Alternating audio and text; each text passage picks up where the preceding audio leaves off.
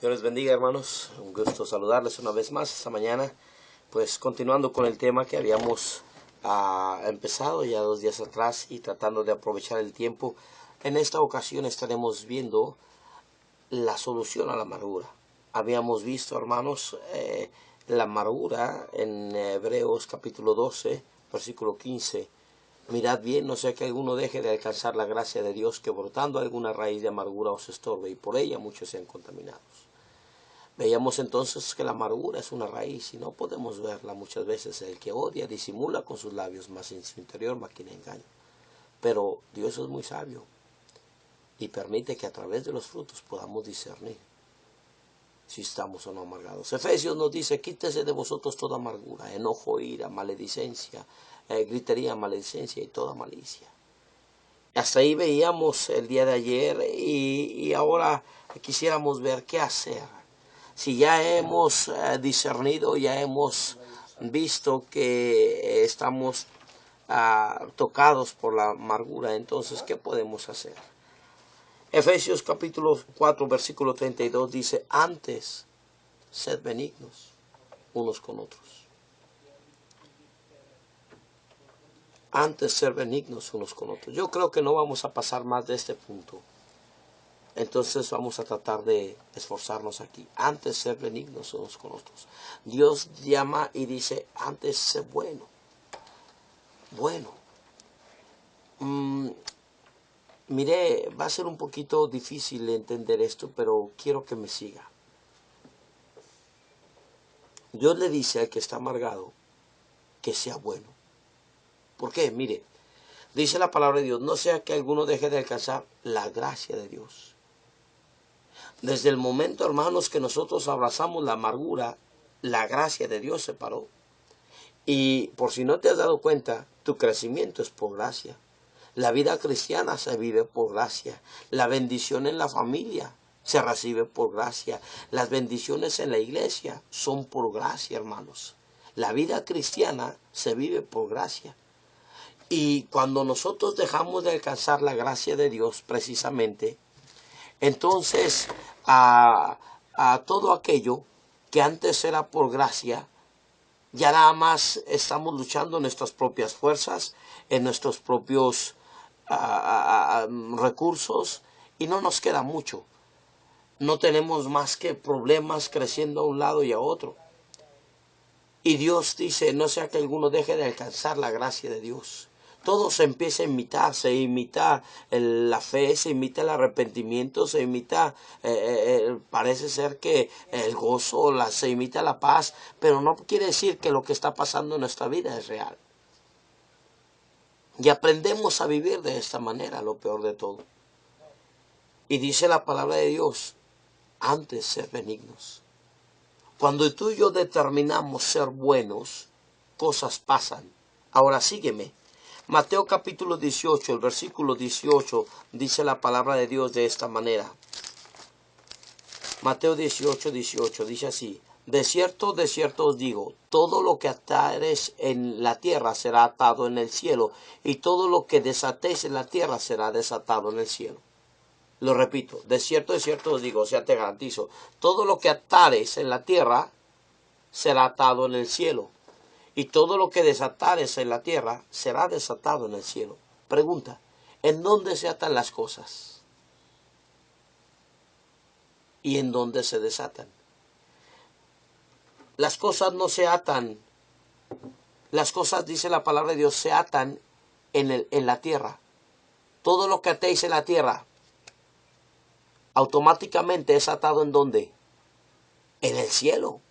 Automáticamente. Y todo lo que desatéis ¿en dónde? Las cosas no se desatan en los cielos. Todo lo que desatéis ¿en dónde? En la tierra. Porque aquí se ató. Automáticamente se ató ya. Cuando tú atas aquí a alguien en la tierra, automáticamente se ata ya. Cuando tú empiezas a guardar amargura y rencor contra una persona, automáticamente la atas aquí en la tierra y automáticamente se ata en los cielos. Yo he visto personas que oran y su oración está tan llena de amargura. Padre, por favor, ponlo entre la espada y la pared ahí, Señor. Castígalo, que le caiga un rayo. Óigame, ¿por qué crees que las personas no cambian? Y ahí están las pobres hermanas, los pobres hermanos. Ay, es que este hijo rebelde. Ay, es que este hermano. Ay, es que esta hermana. Es que este es pastor. Es que... Mire, y no va a cambiar hasta que no aprendas a desatar. Hasta que no aprendas a desatar. Todo lo que atéis en la tierra automáticamente será atado en el cielo. Automáticamente. Y por más que ores y ayunes y trates de hacer lo que sea, no va a cambiar. Tienes que desatar lo que un día ataste. ¿Sí me explico? Y esto es aprender a ser benigno. Aprender a ser bueno con quién, con el que me dañó. Sí, eso es lo malo. Bueno, eso es lo que parece malo al cristianismo, que todos queremos, ay, es que yo quiero que él me pida perdón. Es que no, hasta que no venga el hermano. No, no dice Dios, no, eso no es cristianismo. Tú, aunque te sientas ofendido, aunque parece ser que a ti te han dañado, aunque tú no hayas sido la que hayas caído en adulterio, aunque tú no hayas sido el que haya pecado, tú, que eres atravesado con las garras de la amargura, trata de ser benigno. Cuando tú eres benigno y dices, Señor, yo no puedo, pero por tu gracia, mi Señor, por tu gracia, Señor, yo lo perdono. En el cielo, todo lo que desatéis en la tierra, automáticamente en el cielo, ¿qué pasa? Sí, se desata. Y se abre una puerta que antes estaba cerrada. Esa puerta se llama gracia. Y entonces, y es hasta entonces, cuando tú decides ser benigno con el que te ha dañado, es hasta entonces que esa persona podrá cambiar. No antes, no antes. En una ocasión venían los padres de cierto joven, habían pasado un tiempo de vacaciones. Tenía el joven días sin verlo y cuando él escuchó el carro de sus padres estacionarse fuera de su casa, bajó corriendo en esa escalera de caracol, venía corriendo y con el vuelo rozó aquel jarrón que era una tradición en su familia. Y mientras que él estaba abriendo la puerta, el jarrón estaba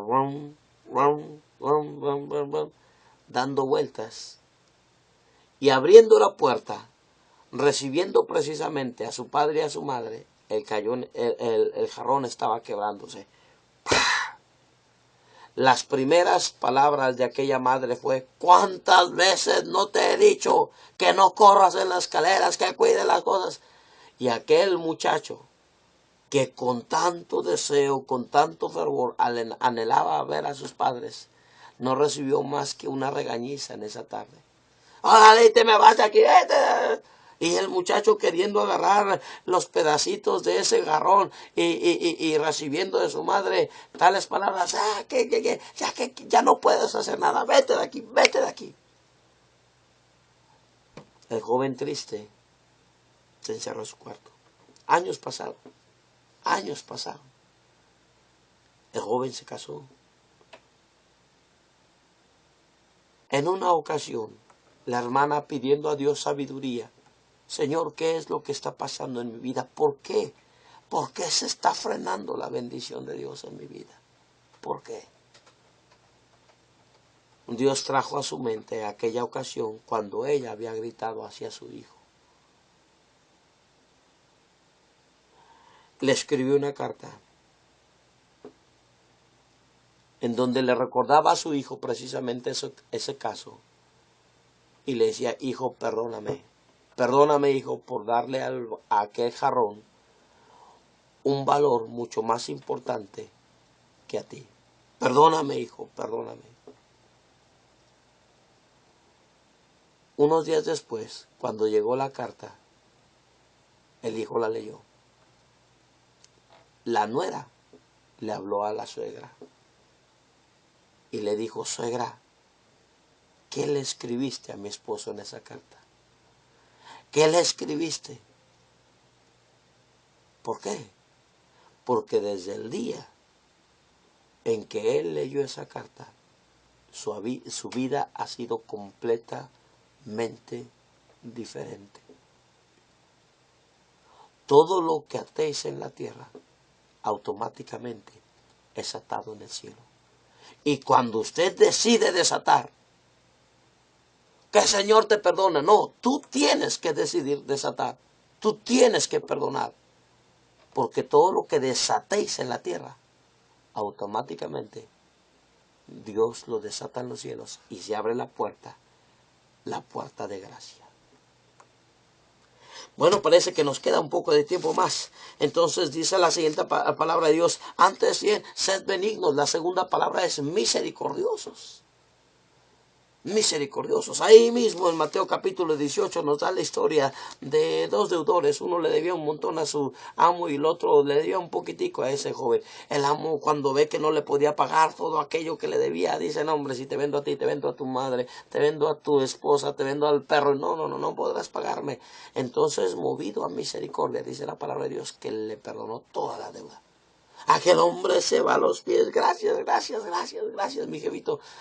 Y sale contento, sale sin esa carga, sale agraciado. Y de repente se encuentra a su consiervo, le decían el Juancho. De repente se encuentra el Juancho y resulta que le debía 5,000 pesos. Y lo aferra al cuello y dice: págame lo que me debes. No, espérame, mira, que yo te la pagaré toda. No, Juancho, hombres como tú no pagan. Mandó llamar a la poli: llévenselo para que sepa. Y cuando lo vieron sus consiervos, fueron y le dijeron a su señor: ¿te acuerdas de aquel Panchito que le...? Sí, pues fíjate que se encontró al Juancho y así lo trató. No, hombre, sí. Y lo mandó llamar. Y dice la palabra de Dios que le dijo: siervo malvado, ¿no te perdoné toda esa deuda porque me rogaste? ¿Acaso no te he perdonado tus adulterios, tus maldiciones, tus necedades, tus brujerías? ¿Acaso no te perdoné tu idolatría? Toda tu familia iba a ser maldecida hasta la tercera y cuarta generación de los que me aborrecían. ¿Acaso no sabes todo lo que te perdoné? ¿Y no tenías tú que haber hecho lo mismo? ¿No tenías tú? Mira, iba rumbo al infierno y te di vida eterna. ¿No tenías tú también que aprender a perdonar? Por tanto, dice la palabra de Dios, que será entregado a los verdugos hasta que pague todo lo que debe. La misericordia es no pagarlo de acuerdo como merecen nuestras obras. Una hermana de la iglesia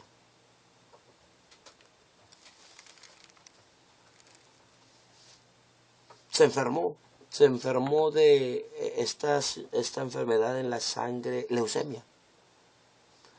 Estaba en el hospital, estaba muy grave. Bueno, estaba grave, no muy grave, estaba grave. Y llega a visitarle su esposo, pero llega acompañado de otra dama, bien acaramelados. La ven en la cama y le dice a su esposo: ándale, estamos esperando nada más que te mueras para hacer nuestra vida. Si la hermanita estaba enferma, con eso su vida se le vino abajo. Aquella leucemia empeoró. Los doctores ahí ya no pudieron hacer nada, la mandaron a la Ciudad de México.